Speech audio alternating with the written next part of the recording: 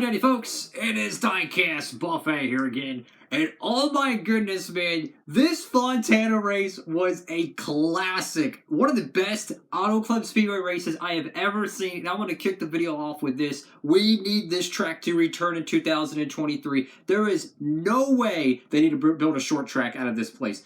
Look, I've said it for years. Gen 6 was the reason why Auto Club Speedway was so uninteresting to most fans.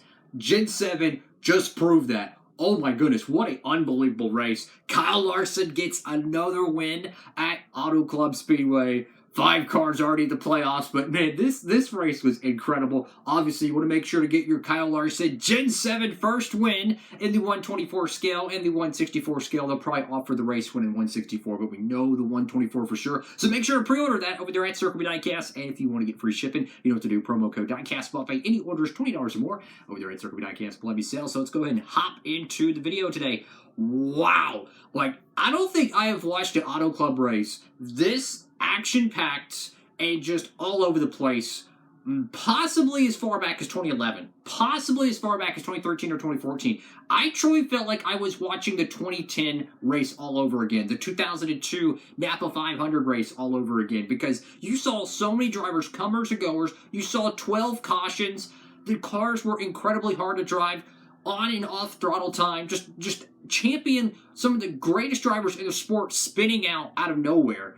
This is what the fans have been pretty much preaching for the better part of a decade. They want these cars so tough to drive, and guess what? We are back there. I cannot believe how good of a race this was, man. I cannot believe it. This was the equivalent of a Gen 4 race. This was 04, 05, 03, 02, you name it, but with a Gen 7 race car, because these cars were so hard to control. They were able to pass. You had comers and goers, tire problems, mechanical problems. This is everything a NASCAR fan wants. I mean, the atmosphere of this race was fantastic. A lot of people expected it to, oh yeah, it's the Daytona 500, that you're going to have a very steep downhill, so to speak. No, the energy level was there. I mean, what an awesome race. I mean, that was a great finish. But there is some controversy, though, as well for Chase Elliott and Kyle Larson. A little bit of drama there, no doubt about it. In my honest opinion, I just feel like the 5 didn't know he was there and the 9 came up, which I would be upset too if I was Chase Elliott. But because if Larson knows Elliott's there, he's not gonna make that dumb move. You know, he's not a toxic teammate, so to speak. There's other drivers that have been in the sport that you know are toxic teammates. Larson's not that. So I think it's just something they'll move on. They're both really good at Vegas, so they're going to want to get that ship righted, so to speak. But my goodness, man, I mean, Erik Jones.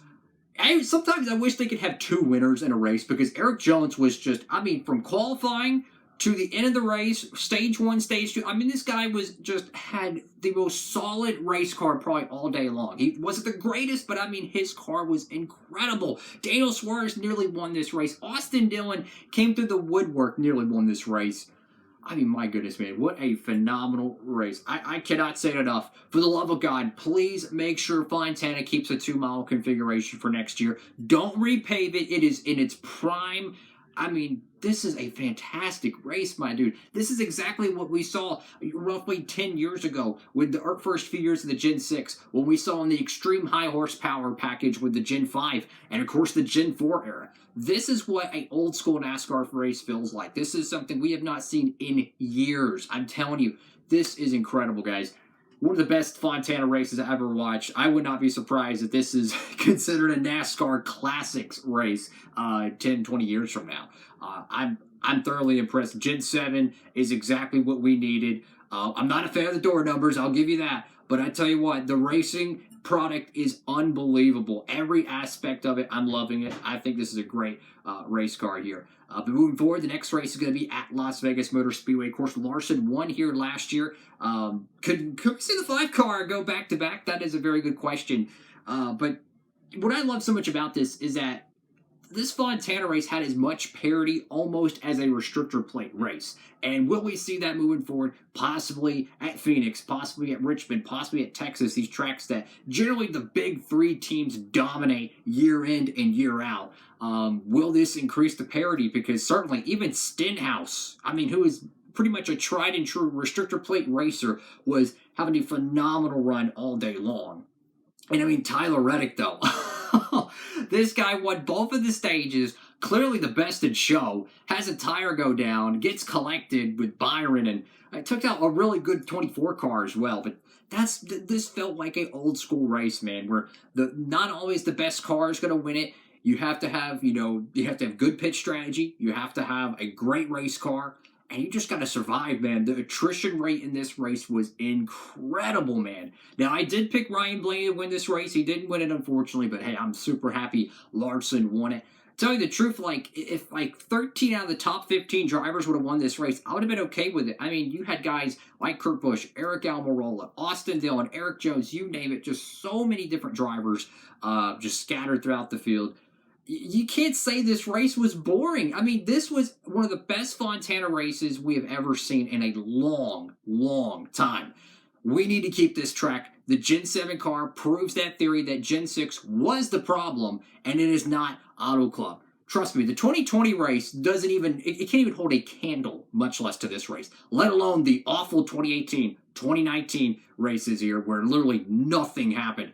This is the package we need. This is the race cars we need. Now, I will say, though, moving forward, we're probably going to see these, the Gen 7 racing get a little bit worse because the teams are going to find out ways to make these cars more stable, which is going to produce less cautions. So what I would like to see, I don't know how they could do it, right? This is kind of more of a theory than anything. But what I would love to see is NASCAR find a way to make sure to keep these cars exactly where they're at right now. Don't let the teams find the exploits in these race cars to put them at the what we would see in the last few years of Gen 6 when these things were bulletproof, no mechanical failures, and they were pretty much driving on rails. No, keep these cars exactly where they're at right now. And I also think with the chassis and everything being kind of spec, right? They're not built in-house by the teams. I think that's going to prolong that ability for the teams to crack down and really be like, oh, crap. We got this car figured out. We know all the bells and whistles like they did with the Gen 6. I think having the spec chassis, while I like to see the teams build them in-house, I think it's actually going to help the product moving forward. But absolutely, keep these cars exactly where they're at right now. Even if they have to increase the rules where they can't modify certain things, this is the exact style racing product they need. Unbelievable racing. I give it probably a 9.7 out of 10. One of the best Fontana races I've ever seen. It was just a fantastic event. What did y'all think? Make sure to comment down below. And, of course, make sure to give the video a huge thumbs up, like, comment, and subscribe. And make sure to pre-order your Kyle Larson Fontana race-winning number 5 card. I'm sure he'll probably have a whole bunch more wins in 2022. Kyle Larson, a man on a mission, your defending Cup champion. Have a great one, everybody, and hopefully the 9 car will have some good luck go his way at Las Vegas. Diecast Buffet, signing off.